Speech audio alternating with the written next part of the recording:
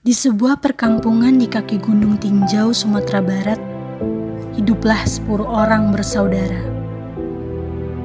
Mereka terdiri dari 9 laki-laki dan 1 anak perempuan.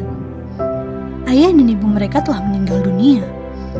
Anak tertua bernama Kukuban.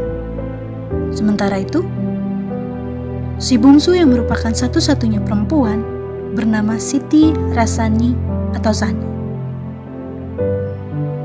Karena jumlah laki-laki bersaudara itu 9 orang, penduduk sekitar sering menyebut mereka dengan Bujang 9. Semenjak orang tua mereka meninggal dunia, mereka diasuh oleh seorang paman, yaitu Datuk Limbatang yang biasa mereka panggil Engku. Datuk Limbatang mempunyai seorang anak lelaki bernama Giran. Setelah menginjak dewasa, Giran dan Sani saling jatuh cinta. Pada mulanya, mereka menyembunyikan hubungan tersebut. Namun, untuk menghindari hal-hal yang tidak baik, akhirnya mereka mengungkapkan hubungan ini kepada keluarga masing-masing. Kedua keluarga itu menyambut hubungan Sani dan Gani dengan sukacita. Saat panen usai, warga di perkampungan itu melangsungkan perayaan adat berupa silat. Semua bersemangat mengikuti upacara ini, termasuk Kukuban dan Giran. Kukuban dengan keahlian silatnya berhasil mengalahkan lawan-lawannya. Hal yang sama terjadi pada Giran. Akhirnya, keduanya bertemu pada pertandingan penentuan. Ketika pertarungan berlangsung, keduanya mengeluarkan keahlian masing-masing. Kukuban sangat tajam melancarkan serangan-serangan kepada Giran. Suatu saat, ia melancarkan tendangan ke arah Giran. Tetapi tendangan tersebut ditangkis dengan keras oleh Giran.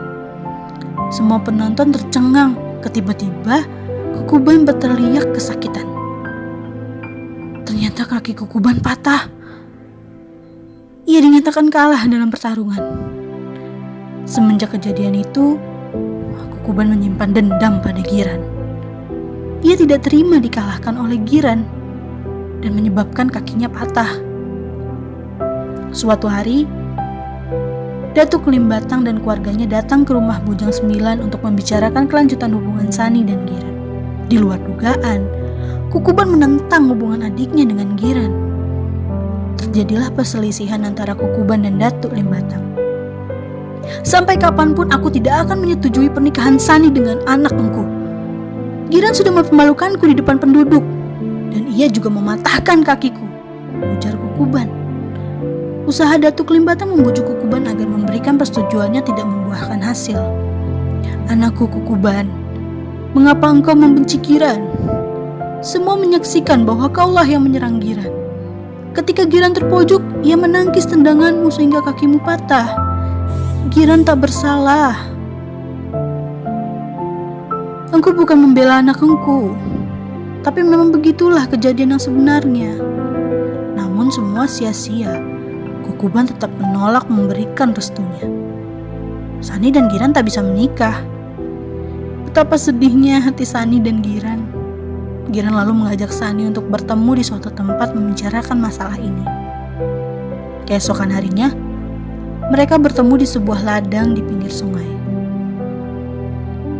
Apa yang harus kita perbuat, Dik? Abangmu sangat tidak merestui hubungan kita, keluh Giran. Entahlah, Bang. Semua keputusan ada di tangan Babang Kukuban.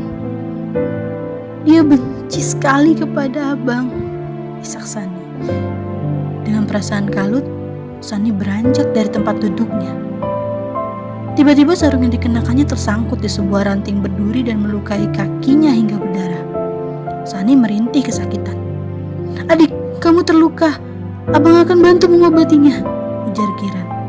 Lalu Giran mengambil daun-daun obat di sekitarnya dan mengoleskan ramuan yang dibuatnya ke bagian luka kekasihnya. Mereka berdua tidak menyadari kalau mereka sedang diawasi. Ternyata Kukuban telah memanggil warga untuk mengawasi Sani dan Giran. Melihat Giran yang sedang melupati luka di kaki Sani, warga mempunyai prasangka yang buruk terhadap keduanya. Sani dan Giran digiring warga untuk diadili karena dianggap telah melakukan perbuatan yang memalukan dan melanggar etika adat.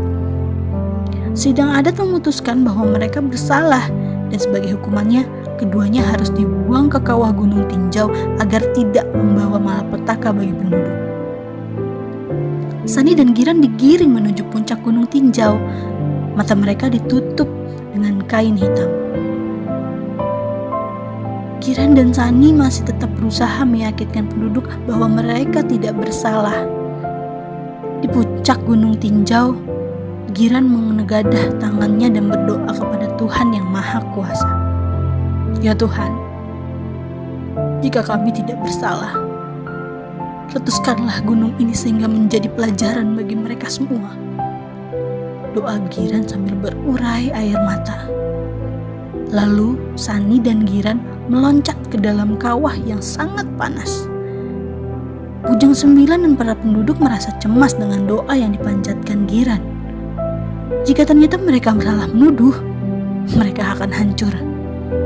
Tidak lama kemudian, terjadilah letusan dahsyat yang menyebabkan gempa hebat yang menghancurkan Gunung Tinjau dan pemukiman penduduk yang berada di sekitarnya. Tidak ada satupun yang selamat.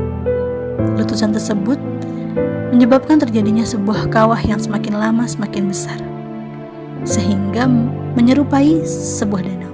Danau tersebut ialah yang disebut dengan Danau Maninjau.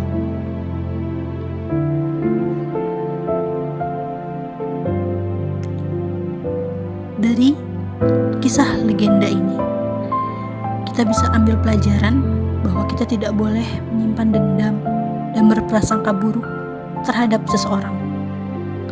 Prasangka buruk dan dendam hanya akan membuat kita tidak bahagia dan merugikan diri kita sendiri di masa yang akan datang. Sampai ketemu di cerita selanjutnya.